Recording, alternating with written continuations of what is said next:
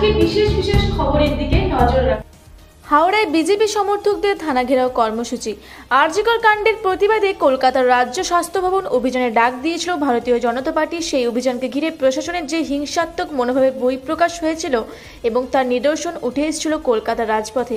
অনেক কর্মী সমর্থক পুলিশের হাতে আহত ও পুলিশের হাতে আটক হয়েছিল। তারই প্রতিবাদে রাজ্যের সমস্ত থানায় ভারতীয় জনতা পার্টির কর্মীরা ডেপুটেশন দেন ও থানা ঘেরাওয়ের ডাক দিয়েছিল।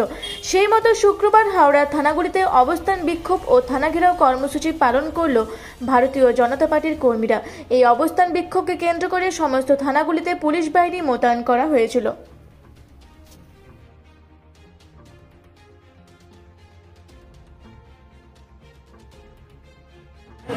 আজকে আমরা ডোমজুর থানায় মিলিত হয়েছি ভারতীয় জনতা পার্টির 4 নম্বর মণ্ডলের পক্ষ থেকে। আগামীকাল শুভেন্দু অধিকারীকে যেভাবে অ্যারেস্ট করা হয়েছে তার প্রতিবাদ করার জন্য আমরা ডোমজুর থানায় অবরোধ করেছি এবং রাস্তা অবরোধ করেছি।